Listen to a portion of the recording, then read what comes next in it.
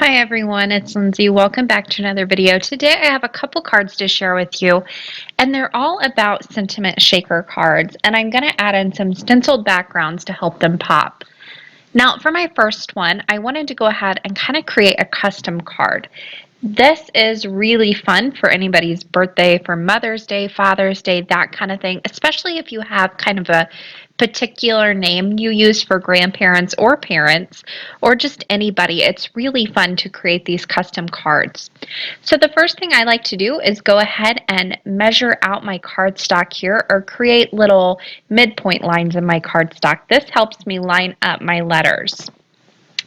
I'm just using a T-square ruler to get the middle both horizontally and vertically on my card panel here. And I'm using a really light touch with the pencil to do that. Now I'm going to be spelling out mom, so I'm going to go in with my center letter, which is the O, right in the center where my 2 points meet. I'm going to line that up in the center of the O, and then I'm going to need my M 2 times here, so I'll line it up once on the left. I'll have to run this through twice. I am using the Cat Scrappiness Alphabet Condensed die set. I'll have everything that I'm using linked down in the description box below. So if you have any questions about sequins, about the dies I'm using, you can head down there and find all those answers, or leave me a comment if you can't find those answers, and I'd be happy to answer.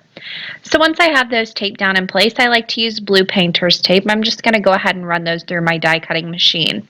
Now I can go ahead and peel these off. I'm going to go ahead and remove the O so I don't accidentally let that slip and cut through it again. And I'll move my M over to the right hand side.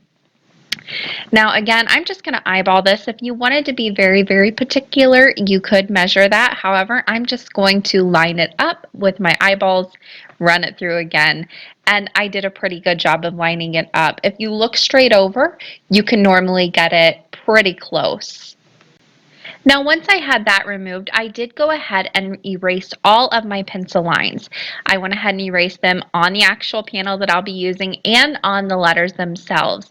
I like to use a good eraser. Again, I will leave that link down in the description box too. But a light pencil touch and a good eraser should get rid of all those lines. Now I went ahead and attached my panel and the letters, everything, kind of pieced it back together like a puzzle onto a piece of scrap computer paper. I used removable adhesive for this, and I did this kind of backwards, but I have a good reason for it, I promise. So I wanted to stencil over all of this, but I wanted to make sure that I had the letters stenciled in case I do need the center of the O, but I wanted to make sure that I had the letters in case I did want to end up inlaying them. You can also use your letters for another card and get 2 for 1 out of this technique. But the reason I didn't stencil before I added in, or before I did any die cut, is because once I overlaid the stencil, any stencil, it messes with my placement. I can't ever get a good placement whenever I have a pattern in my background. So I like to go ahead and do the die cutting first. Then I can put it back in with some removable adhesive and then do my stenciling over it. It works just as well. It's a little extra work. However, when I don't have to die cut a second time, it actually cuts down on work. So this is the way it works for me. If you can line these up with that stenciling in the background, by all means do it the opposite way. Now once I had that done, it's time to actually put the shaker together. I am using this new product for me. It's Duralar. I'm using the .005 clear film. It is great for shaker cards. It comes in this kind of like paper pad, almost like water paper comes. But it has sheets of tissue paper between it, so you're not going to get any scratches or anything. They're not going to rub up against each other, create a lot of static. It's a really, really nice product. It's a nice thickness. You can run this through like your laminator and do some foiling with it because it is heat resistant. You can run it through your laser printer. It's just a really nice product, a lot of different uses, and I love it for my shaker cards, and it's not terribly expensive. I buy mine from Amazon. Again, link will be down in the description box below. But that's what I'm using on both of my cards today. You can also put it down with liquid adhesive. It adheres really well, which is what I'm doing here. And on cards like this, especially with those M's and those little bitty points where I want them to stick down. Liquid adhesive is my best friend right there. There's no way I can get a tape adhesive in those little bitty corners. So liquid adhesive works really well, and that Duralar stays in place with it as well. I'm using the Nuvo Deluxe adhesive. Now, in order to get my O centered, the center of the O centered in the O, I'm going to go ahead and place down the letter itself right inside like a puzzle piece, and then layer in that little center with some glue on the back. Then I can go ahead and pop out the actual letter. Everything's going to stay in place. Nothing's going to move around on me. If it does happen to move around on you, just hold your finger over it for a minute and allow it to dry a little bit. Now I went ahead and added fun foam on the back of this. I just did a square. However, you could easily turn this into a section shaker card, which I just did a video on, just by adding in little sections between the O's and the M's of foam tape. That would be a really, really easy section shaker card. But I'm actually just going to do one big square because I want all the same sequins, and I am using this beautiful sequin set. This is from Buttons Galore and More. And I'm doing a monochromatic feel to this card. So these are a nice, like, deep mauve-y, maroonish, really just gorgeous, gorgeous, deep pinkish red color. So I went ahead and did prep my surface, I should mention, with my embossing bag to get rid of any static. I do release my backing paper from my foam tape, and then I start filling in with sequins. I am using a little baby spoon to put them in. This is the easiest way I find to get them in. You could see when I kind of did it from the bag, they got on the foam tape and things like that. I find it best to use my little baby food spoon to get everything inside, give it a little shake to level it out, and then I'll put on my backing paper. Again, I'm going for a monochromatic feel here, so I am using this basil cardstock. It's got a little bit of a Swiss dot on it, which is just gorgeous, and it's this nice dark maroon color as well, but it just looks gorgeous up against those sequins, and I love the monochromatic feel of this one. So to finish this off, I cut a flag banner, stamped happy birthday on that with some VersaFine Clear in a, I believe, pine cone color, and attach that over the mom sentiment. This is a super quick happy birthday card for your mom. You can switch up that mom in the background for anybody and create a nice custom fun sentiment shaker. So on to my next one. I'm going to go ahead and do my stenciling first. I'm stenciling straight onto the card base with this one. I'm using this stencil from the Crafters Workshop. I'm horrible with names, so I don't remember the name of it. I will leave it linked down in the description box below, but this is actually the 12 by 12 size. So with Crafters Workshop, they make all their stencils with a 12 by 12 size and a 6 by 6. So if you're primarily a scrapbooker and you want that 12 by 12 size, you have that option.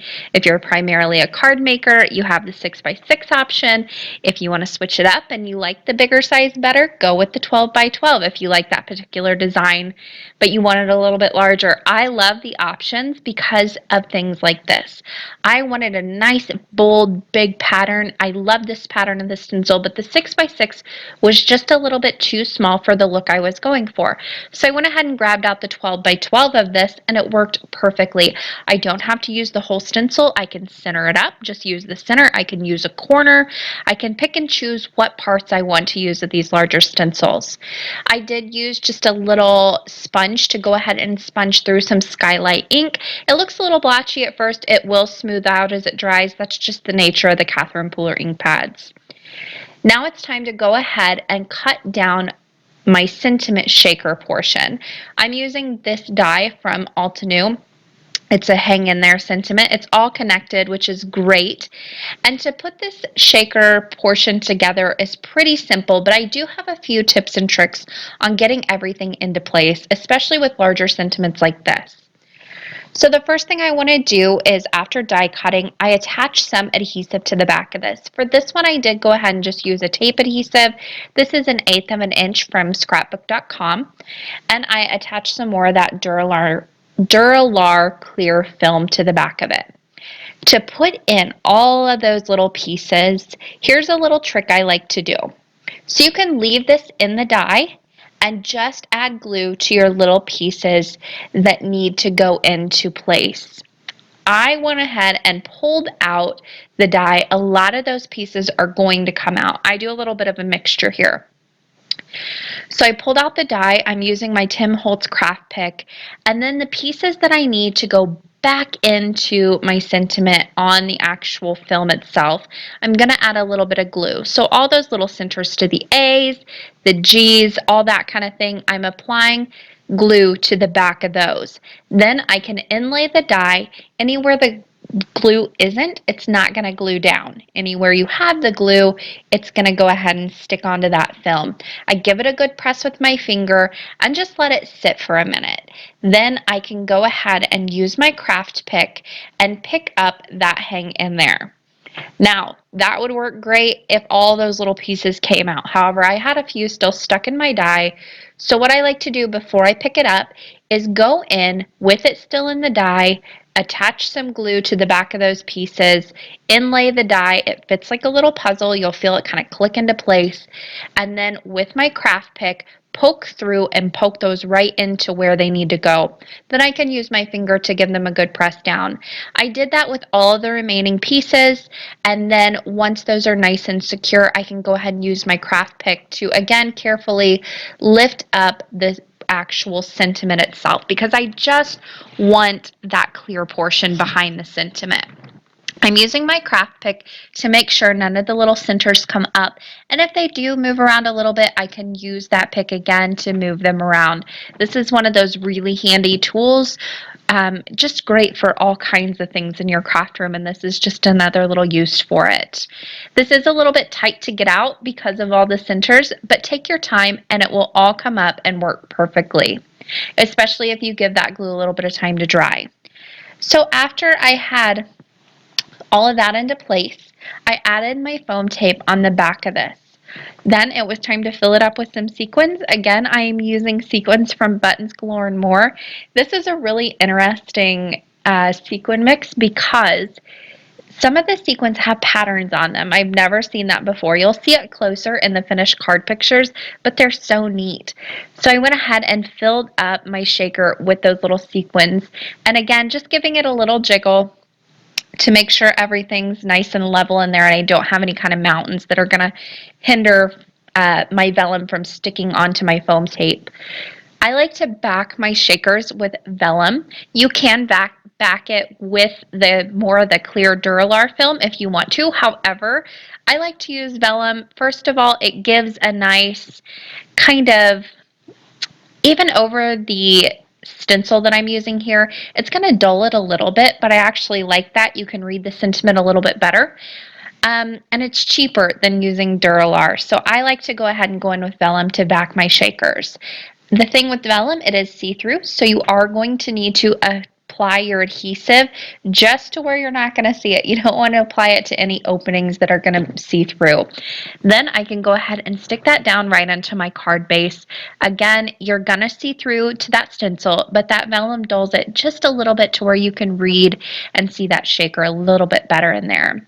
Now there is a closer look at that sequin mix. The gold little jewel or half back pearl is from a different set. I pulled a few of those out to kind of embellish it.